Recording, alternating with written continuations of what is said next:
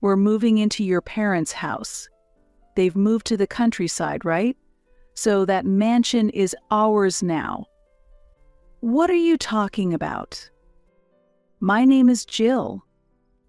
I'm approaching my 30s. I have a good relationship with Jeff, whom I married a few years ago, and my in-laws who live nearby are very kind people. I get along well with my biological parents and lead a peaceful life. At some point, my parents, who had lived in New York for a long time, decided to retire in a remote part of the countryside. The city is indeed too noisy.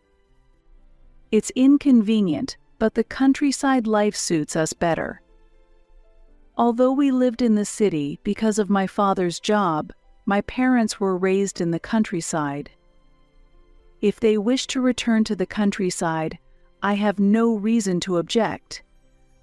The house they once lived in the city will remain vacant for a while. So I decided to take over the management occasionally and sent my parents off to the countryside, but this led to an unexpected problem. It happened a few months after my parents started their life in the countryside. After dinner one evening, I was talking with Jeff while looking at the photos sent by my parents. So they both seemed to be really into their vegetable garden and enjoying their life in the countryside. Wow, they like the countryside. I'm surprised because I thought they liked living in the city. They were originally raised in the countryside. Hey Jeff, have you ever thought about living in the countryside in the future? I casually asked Jeff about our future. Jeff was halfway through listening to my story when he suddenly stood up. Surprised by his urgency, he took out his smartphone and began to make a call. "Dad, Mom, our plan might work. Let's do as planned tomorrow." What, Jeff? What happened?" "I can't wait any longer. First, we have to bring over my parents' stuff." Leaving those words behind, Jeff hurried to the entrance and rushed out. I heard the car, so he must have gone somewhere far. I had no idea what was going on. Moreover, there was only one car at home, so I had no way to follow Jeff. I had no choice but to wait vaguely for his return. That night, I waited alone for Jeff until late. He didn't answer his smartphone, and he didn't reply to my emails either. Eventually, I decided to go to sleep alone. However, the next morning, an unexpected turn of events awaited. "Hey Jill, wake up. We have to pack quickly." Jeff, you're back? Also, where have you been? What do you mean by packing?" I asked him, confused as I had just woken up. He answered excitedly. "We're moving into your parents' house. They've already moved to the countryside, right? So that mansion is ours now." "What are you talking about?" "Come on, hurry up. Let's start with my stuff. You start packing too.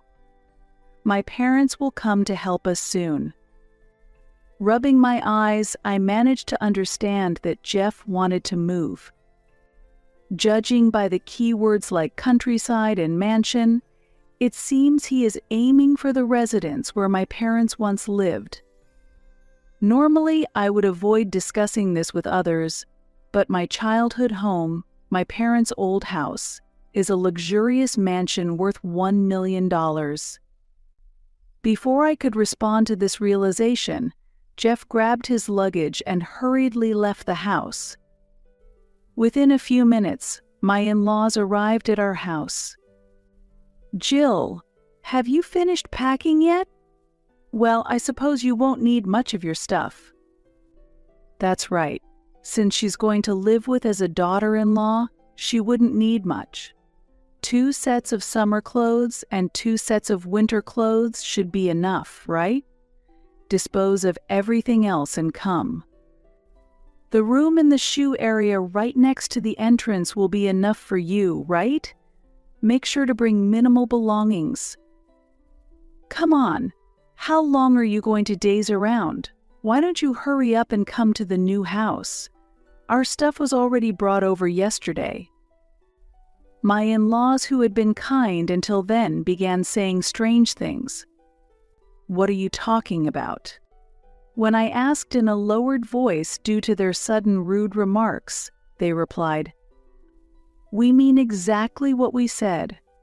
From today, you are working in our house as a maid.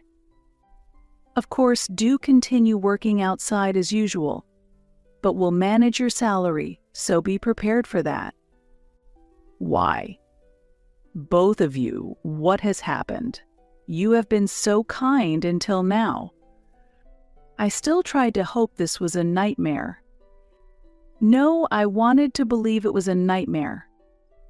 But as if to shatter that hope, they declared, "We were kind to you because we were after your wealth. We were considerate because your parents are wealthy.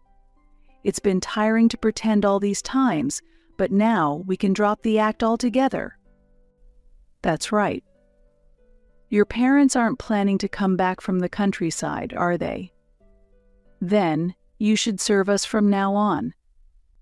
The reason they had been kind to me was due to my family's wealth.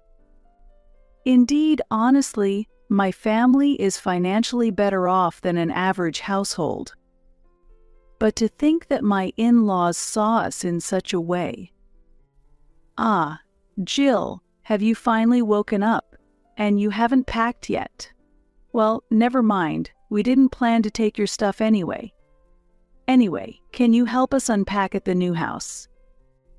Although I was still dazed due to the shock, Jeff spoke to me in the same way. I understood then that Jeff was also after my wealth, just like his parents. However, there were 3 of them, and resistance was impossible. I was put in the car and taken away to my parents' residence. The biggest room is mine, as I am the master of the house. Jill, don't enter it unless you're cleaning. I'll take the hobby room for myself. It has plenty of bookshelves, and I've always been envious of it. Then, I guess I'll use the room that used to be the study. Studying is a man's dream after all. My parents' house was in disarray, and it bore no resemblance to its former self. When Jeff left the previous day, he must have taken the keys to this house without permission. And during the night, my in-laws must have secretly moved in their belongings. The interiors my parents loved were all pushed to the corners, and the house was filled with items my in-laws and Jeff preferred. This curtain is in poor taste, but maybe we could sell it for some money. These foreign magazines might be valuable too, right? Let's sell them and have a lavish barbecue party. They laughed joyously as they trashed the house. Stop doing whatever you want. This isn't Jeff's house, nor is it your house, right? Even as I tried to stop them, they didn't listen. Quiet. If no one's using it, it's no problem if we take over it. That's right, I've always dreamt of living in a large city mansion. Anyway, can you mop the whole house? The robot vacuum is fine, but a mop suits you better, Jill. Watching the house I grew up in being destroyed, I felt a deep despair. Why is it being destroyed so carelessly? Still, I cannot give up here. My parents have moved to the countryside, but I must protect this house.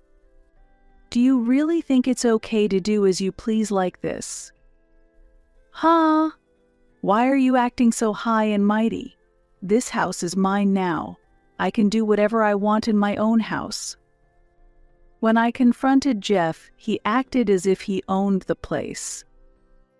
I'm truly shocked. You all don't understand anything. Completely fed up, I decided that showing evidence would be more effective than arguing. I took out my smartphone and contacted someone. What are you doing? Don't tell me you're asking for help from your parents in the countryside. That's pointless. By the time they come from the countryside, this house will already be ours. From now on, we will change this house into ours completely, so there's no turning back. They seemed to think I was trying to say something to my parents, but I left their misunderstanding unaddressed. There was no need for me to correct them. After all, the truth would soon come to light. And as I expected, everything was resolved in 10 minutes. Jill, sorry to keep you waiting. Nick. Sorry for calling you out of the blue. No need to apologize. Nick? What are you doing here? Seeing that I had called my brother Nick, Jeff turned pale. Nick then looked sternly at Jeff. Jeff, what is this all about? Can you explain? Well, you see. The moment Nick arrived, Jeff's face turned ashen. And there was a good reason for that. Nick was, in fact, a benefactor to Jeff. A few years ago, during an economic downturn, Jeff had lost his job. He had no particular qualifications and had a hard time finding a new workplace. At that time, Nick helped him and gave him an opportunity to work at his company. Frankly, he's not the type I'd hire if he weren't your husband, Jill. But for the sake of my beloved sister, I want him to work hard. Nick, I appreciate this. I will never forget this favor. Given these circumstances, Jeff was in no position to defy him. Pale-faced, he struggled to find an excuse. Jill's room is the room in the shoe storage area, and you're selling our parents' decorative items? What are you talking about? But an empty house deteriorates fast. I thought it would be better if we live here and manage it. Even so, why would Jill's room be the one in the shoe storage area? And having your parents manage her salary is clearly abnormal, isn't it? That is. Jeff continued to desperately make excuses, but Nick would not accept them. Despite Jeff's attempts to escape the situation, Nick spoke calmly. First of all, what do you mean by living in my house without permission? No, Nick, that's not it. I meant I was going to live in your parents' house. I checked with Jill, but it seems you really don't understand. This house was only borrowed by our parents from me. It's officially under my name, and it's my house. Jeff was shocked by Nick's words. However, by now, Nick and I were beyond exasperated. Because, after all, it was an obvious fact. When Jeff was laid off, it wasn't just him who was saved by Nick. Around the same time Jeff was dismissed, my father's company was also facing a financial crisis. At that time, my father was preparing to sell all his assets to clear his debts, but Nick stepped in to help. If you sell the house, Dad, we would lose our home too. So don't worry, I'll buy it under proper terms, and you two won't have to struggle with your living conditions. Since then, my parents had been living with assistance from Nick. The reason they moved to the countryside was not just because they liked it there. They also didn't want to burden Nick any further. You vandalize my house and treat my sister terribly. You're not only incompetent at work, but also have a terrible personality. I see no reason to keep employing someone like you. What? No. Nick, are you serious? Do you think I'm not serious? As Nick declared him fired, Jeff started to panic. Then he turned to me and threw out these words. But if I lose my job, Jill will be in trouble. We are married, after all. However, Jeff's statement was out of place. I no longer wanted to trouble my brother, and I made my position clear. What are you talking about? Considering what you've done to me, divorce is obvious, isn't it? A. So even if you lose your job now, it has nothing to do with me. Honestly, I think it serves you right. Don't say such things. It will be tough for my parents, too. Hearing Jeff's words, my in-laws, who had been silent until then, also spoke up. That's right. Jill is kind-hearted. She wouldn't do such a thing. We had a good relationship, didn't we? Did you forget what you said to me this morning? Do you really think I would worry about your future now? That's impossible.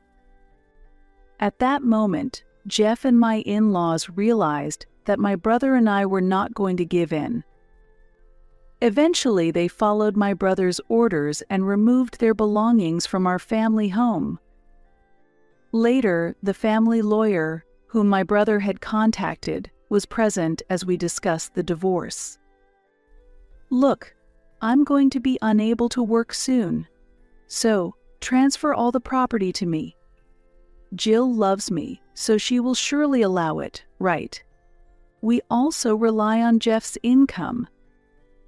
Jill, please help us. Jill, have mercy on us. They were desperate to get their hands on the property. However, I had no intention of showing them mercy. I just checked, but you had thrown away my personal belongings without permission. That included valuable jewelry, you know. We thought it was cheeky for you to own such things, so we threw them away for you. Ah, you've admitted to throwing them away, so you'll have to compensate me. A. Mom, what are you doing? The discussion was completely led by us from the beginning to the end. Jeff and his parents had thrown away many of my belongings from the previous night until then. This included unopened cosmetics and valuable accessories, as well as some very expensive out-of-print books. Why do I, who have lost my job, have to suffer like this? This is terrible. As a result, Jeff relinquished most of his assets, and the divorce was finalized. But it didn't end there. My in-laws, who had claimed to be financially strained due to their pension, ended up having to pay me compensation for their harassment. Why do we have to pay even though we are on a pension? Why is a daughter-in-law acting superior to us in the first place? That's really true. We feel no respect from her. They accused me of being a cold person, but that was irrelevant. I refused their request to reduce the amount and demanded the promised compensation.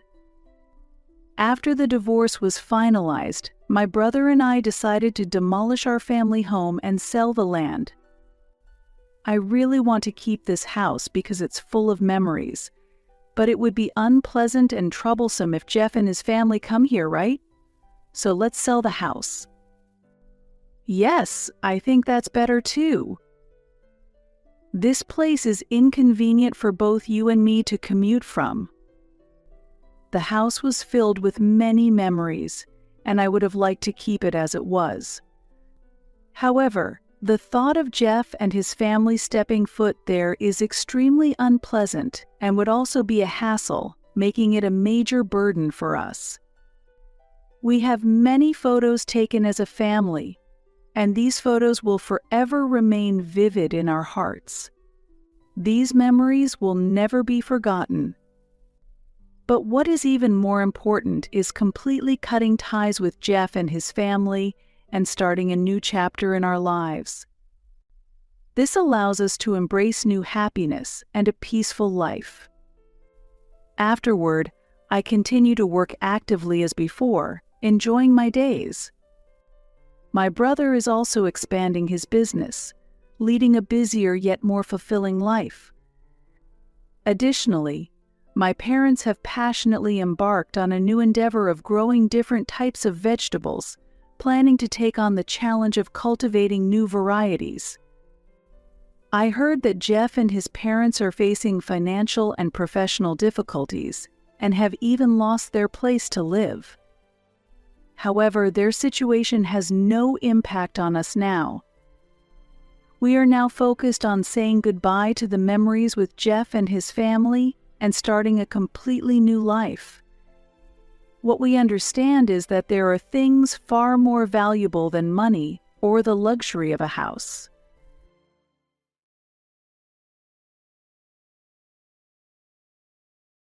My name is Kristen, and I am currently working from home as an illustrator. Steve and I have been married for 15 years now. We have a son named Alex, who is in his second year of middle school. He has a mischievous side, and as he is going through puberty, each day feels like it slightly wears on my heart. Currently, our family is living with Steve's parents, a situation that came about at the suggestion of my in-laws. Steve has two sisters. One is married and has left home, while the other remains unemployed and mostly stays in her room. We agreed to live together following their request for support. However, this living arrangement has become a significant source of stress for me. Initially, my in-laws were kind, but over time, they began to become more demanding. When working from home, I am criticized as if I were just playing around, and when doing housework, I am told to clean more thoroughly. Without understanding my work from home situation, attempts to explain are dismissed as making excuses. As a result, I have given up on trying to convince or explain to them. I have explained the situation to my husband and asked for his intervention more than once or twice. When Steve spoke to his parents about my work, they dismissed it, saying, "It probably doesn't turn much, and it's just play, not work," and he did not argue further. It's clear I am not just playing around. I have seriously acquired clients, and while my annual income was $50,000 when we got married, it has now grown to $100,000, and I work with numerous companies. I believe Steve understood this, but his true feelings remain unclear. This situation has continued for 15 years, but I do not intend to endure it indefinitely. I have been secretly saving money, and I am close to reaching my goal. Once the goal is achieved, I plan to buy a luxurious high-rise condo and start a new life there with Steve and Alex. Steve agrees with this plan, and I am looking forward to a promising future. "Steve, we're almost at our target amount," I said to my husband, who was browsing on his phone in bed after finishing housework and work. He glanced at me and responded with a lackluster hum. His reaction disheartened me, and I lost the energy to continue the conversation, sighing deeply. "Don't you like it?" "It's not that I don't like it. I'm just wondering how to tell my parents," Steve murmured while fiddling with his phone. Indeed, we have not yet informed his parents about our plan to purchase the condo. However, I was not deeply troubled by this matter. I thought that once the condo's paperwork was advanced to a stage where cancellation was impossible, his parents would have no choice but to accept it. This turned out to be the right approach. After a few months, I managed to save the target amount and successfully acquired the high-rise condo, which is in Steve's name. Although I earn more, the uncertainty of my home-based work made us decide it was safer to have the property in his name, as he has a relatively stable job. Preparations went smoothly, and as the moving day approached, we decided to inform his parents about the move and the purchase of the condo. They were surprised when they learned about the condo but ultimately raised no objections. A few days after the discussion, we moved into the luxurious high-rise condo as planned and started our new life as a family of three for the first time since our marriage. We managed to acquire a spacious home with a 5-room layout, including a bedroom for us, a room for Alex, and a workspace for me, where I can comfortably progress my work with no issues. We were enjoying our happy times when, shortly after moving, a request came from a well-known company I contracted with asking me to visit their office. The company is quite a distance from our current high-rise condo, requiring an airplane flight to visit. Moreover, a day trip would be challenging, necessitating an overnight stay. Despite this, I was required to stay at the company for about 3 days, engaging in various meetings that necessitated illustration work. Consequently, I arranged a 4-night, 5-day schedule, shared the information with my husband, Steve, and departed for the state where the company is located a few days later. The meetings with the company concluded smoothly, and I returned to our high-rise condo the following day. Exhausted, I bought some prepared food on my way home and arrived around 6 p.m. Since it was a holiday, I expected Steve to be home. However, upon opening the front door, I discovered several unfamiliar shoes lined up, which at first made me think Alex's friends had visited. But it was clear those weren't the shoes of youngsters. Wondering if perhaps they belonged to Steve's colleagues, I quietly made my way to the living room and slowly opened the door. There, I saw my in-laws relaxing at the dining table. "Excuse me." I approached my in-laws with surprise and greeted them, to which they cheerfully responded, "Welcome back, we're happy to see you." However, I was too perplexed to reply. At that moment, Steve, who had been watching TV, came over to us, and I gave him a look that demanded an explanation. He casually mentioned that after telling his mother about my 4-night, 5-day absence, she decided to come over right away. "Leaving your son and grandson for a trip? What were you thinking?" His mother reproachfully commented after Steve's explanation. "No, it wasn't a trip." I hurriedly corrected her misunderstanding, but the looks on my in-laws' faces were clearly skeptical. "Lies are unacceptable. Was that your purpose for leaving the house?" My father-in-law raised his voice at me, and my mother-in-law joined him with a menacing look. "Could it be that you're engaging in infidelity?" My mother-in-law sneered, casting a contemptuous gaze and mocking words at me. "I'm completely innocent of such actions. It was for work purposes." I raised my voice in defense against the baseless accusation. "Your agitation is suspicious." My mother-in-law laughed, sipping her coffee and taking a deep breath. "Is that really so?" Steve cast a cold glance at me, seemingly taking his mother's words at face value. However, I had already thoroughly explained the situation to Steve and provided evidence to prove it, even sending him photos taken with colleagues at the business trip. Yet, I was frustrated that he harbored doubts, believing his mother's words. "By the way, we've decided to move in here." "What?" Amid my frustration with Steve, this unexpected statement came from my mother-in-law. "To ensure this doesn't happen again in the future, we thought it's necessary to supervise. We've also started the process of selling the house. Moreover, we've changed the ownership of this condo into Dad's name." My mother-in-law continued with surprising comments before I could catch up. I was completely bewildered and looked at Steve for help. He avoided my gaze, clearly confused. "What do you mean you've changed the ownership? That's not something simple, is it?" Seemingly amused by my distress, my mother-in-law looked at me with a smile. "The process wasn't that complicated." As if avoiding further explanation, she stood up and left for the living room where the TV was. At that point, I could only rely on Steve. Later, I took Steve to the bedroom to urge him to explain the situation, but he began to speak reluctantly. It turned out my in-laws had taken a liking to the high-rise condo on the day they visited and decided to move in immediately. Furthermore, considering that Steve's sister would be left with nothing, they preferred to invite her in as well rather than her having nothing. Steve, not fully understanding the details, had casually agreed and changed the ownership to his father's name during my absence. As a result of the change in ownership, we were faced with inheritance and gift taxes. However, my in-laws did not have the funds to pay these taxes, and we ended up having to use our savings to cover the cost. The savings were intended for my son Alex's future, considering the inevitable expenses that would arise. I couldn't help but feel a boiling rage towards my husband Steve and my in-laws for what they had done. However, dwelling on what had already happened was futile, so I had no choice but to accept it. The thought of parting ways with Steve crossed my mind with the resumption of living with my in-laws and sister-in-law, but considering Alex, I couldn't make a clear decision. We returned to the same life with my in-laws as before. Days of mental strain revisited me, but fortunately, work kept me busy enough not to dwell on it much. However, a significant event that would decide my feelings occurred. A month after my in-laws and sister-in-law started living with us, I was once again asked to participate in a meeting with that company. This time it was supposed to be short, requiring only an overnight stay.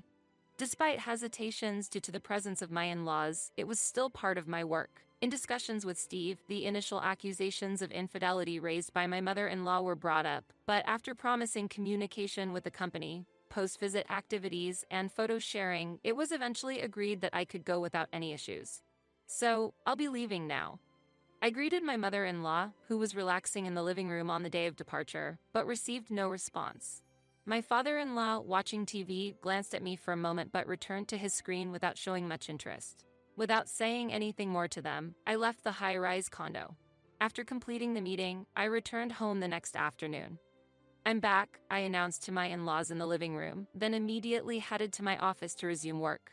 However, the room was empty, with many of the materials that were supposed to be there gone. At first, I couldn't understand the situation and why everything had disappeared, but I quickly realized it was the work of my in-laws and confronted them. Mother, all the materials in my office are gone. Where did you put them? What are you making such a fuss about? She retorted when I hurried into the room, momentarily taken aback but then starting to sip her tea with an accustomed demeanor. Those books and documents, they were essential for my work. And that work? Filled with drawings that don't seem practical? Despite my earnest explanation, my mother-in-law laughed dismissively, unwilling to listen. Those were very important to me. Where did you put them? You're so noisy. We've already disposed of them, she said that while showing annoyance and eventually admitting to throwing them away. I was speechless at her words, finding myself unable to say anything more to her. Mia needs her own room. She can't always be with us. My mother-in-law explained that after moving, there wasn't enough room, so my sister-in-law had been sharing with my in-laws. However, exhausted by my sister-in-law's late-night activities, my in-laws decided without consulting me to give her my office, which stored materials and artwork crucial for my work. These were of immeasurable value to me. Hearing that my things were disposed of, I silently returned to my office from the living room. How much time had passed? While lying on the floor, devoid of motivation, Alex came into the room. Mom, is something wrong? Noticing Alex had come home and it was already dark outside, I responded, yeah, I'm fine. Welcome back. After he opened the door and saw the state of the office, he looked at me silently. Did something happen? While puzzled by his reaction, I asked with a smile, only for him to look back at me seriously. Mom, aren't you going to divorce? His unexpected question left me speechless. I know. Grandma and Grandpa have been harsh on you, and Dad isn't supporting you, right? Alex stood in front of me, turning on the light and sitting down on the floor. I couldn't grasp his words immediately, just staring back at him. If things keep going like this, you'll get sick, he said before leaving the room. Immediately after, I received a summons from my mother-in-law and was ordered to start preparing dinner right away, so I quickly began the meal preparations. Even while cooking dinner, the words my son Alex had uttered were racing through my mind. I had been postponing the decision to divorce, considering my son, but never expected him to actually bring up the subject of divorce. The fact that my son made such a statement was a huge shock to me. However, that incident solidified my decision to divorce, and the next day, I promptly obtained a divorce form from the city hall. That evening, as soon as my husband Steve returned home, I presented the divorce form in front of my in-laws. What's this? Steve looked over the divorce form, not fully grasping its significance. What's going on? My mother-in-law approached to check the form immediately after. Wait, what's this? A divorce form. Her seemingly pleased remark made it clear to Steve that I wanted a divorce, and he suddenly focused on me. Let's get a divorce. Upon my declaration, Steve's complexion turned pale rapidly. Why all of a sudden? He slammed the table vehemently, pressing me for an answer. Well, I think it's entirely reasonable. After all, you were a wife who couldn't show much skill in either household chores or your profession. My mother-in-law said that half-jokingly, pushing the conversation further towards me as my husband panicked. Caught off guard by her unexpected words, Steve paused and turned to look at my mother-in-law. Perhaps if a wife in such a situation were to leave, you might find yourself free again, she suggested to Steve. Honestly, you don't need a wife like her. My father-in-law also took the opportunity to express a similar sentiment to Steve. Faced with a series of comments from the family, Steve hesitated but ultimately seemed to agree and decided to sign the divorce form, handing it to me. I sincerely thank you. I took the signed divorce form and went to my son Alex's room, expressing deep gratitude. Upon opening the room, Alex was immersed in studying or something else, concentrated at his desk. Alex, we're going to be leaving this place, I softly said to his back, and he put down his pen and slowly turned towards me. I understand. Alex responded quietly yet firmly, and then turned back to continue what he was doing. Receiving my son's understanding response, I gently closed the door and began preparing for what was to come in the house. I quickly arranged the moving preparations and submitted the divorce form at the city hall the following day. After Steve signed the divorce form, it took only about a week for me and my son to leave the house and take the first step towards starting a new life. Facing a new beginning, my son and I held hope for the future, determined to move forward while leaving the past behind. Since the new residence was already decided, I arranged for movers to transport our belongings, and during the process, I made one last visit to the living room to bid farewell to my in-laws. However, my in-laws ignored my presence, not giving me a second glance. "Thank you for everything," I said politely, but received no response from them. "I hope you continue to work hard on the payments," I added with a hint of sarcasm, which made my mother-in-law turn to me abruptly. "What do you mean by that?" she asked. "The monthly payments for the high-rise condo, $3,500. Good luck with that. You think you've won? It's clear that without our son, your lives won't be sustainable." My mother-in-law sneered. "No, we'll be fine," I calmly replied. My mother-in-law approached me with a displeased look. "What do you mean you'll be fine? Even now, you're putting on a brave face." She confronted me. "I'm just stating the facts. Actually, I have an income," I quietly counted. This was a fact unknown to my in-laws. At one time, Steve was very capable and earned more than me. However, due to the recent worsening economic situation and the loss of his position, Steve's income has significantly decreased. Now, Steve's salary is less than mine, and to be honest, his income alone is barely enough to make the payments for the high-rise condo's mortgage. Impossible. Are you insulting Steve? My mother-in-law angrily confronted me, her face showing her fury at my statement. "I'm just stating the facts. If he has to pay a $3,500 mortgage, there's hardly anything left for other living expenses," I calmly replied. "How have you been managing to live up to now then?" My mother-in-law retorted. She had not been aware of the situation with my work and seemed to believe that I had no income of my own. So, she must have thought that the mortgage and daily living expenses were all being covered by Steve's earnings. As my mother-in-law began to show signs of confusion, I couldn't help but smile. Seeing this, she became even more infuriated. "If you're going to live here, please make sure to pay the monthly mortgage of $3,500, I said calmly and thanked my father-in-law, who was sitting frozen on the sofa, before leaving the room. That night, as expected, I received a call from Steve. The subject of the call was indeed about the mortgage for the high-rise condo. It seems Steve had not thought about the mortgage issue until he heard from my mother-in-law and hurriedly contacted me. "Hey, what's this $3,500 about?" he said over the phone. His confusion was evident through the phone. "What do you mean?" "It has been like that since the time of purchase," I responded coolly. "What, really? But there's no way we can afford that," Steve argued, probably not remembering the details. "I'm no longer concerned with that matter. Goodbye," I said and promptly hung up the phone. Immediately after, I stopped accepting any calls from Steve or my in-laws. From that moment, I felt completely relieved, filled with a sense of serves them right towards them. Later, I learned from a colleague and friend of Steve's about what happened next. Steve ended up in deep debt due to failing to keep up with the loan payments and was eventually driven to bankruptcy.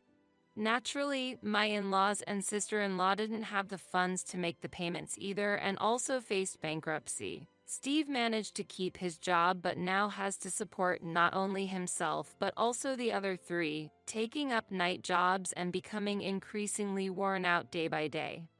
Moreover, Steve has reached the point of asking for financial assistance at work, completely ruining his credibility. Even former friends, including those from work, now avoid any association with him. There were even demands from Steve's parents for severance pay, indicating they were pushing him to quit his job, which only highlights the dire situation they're in.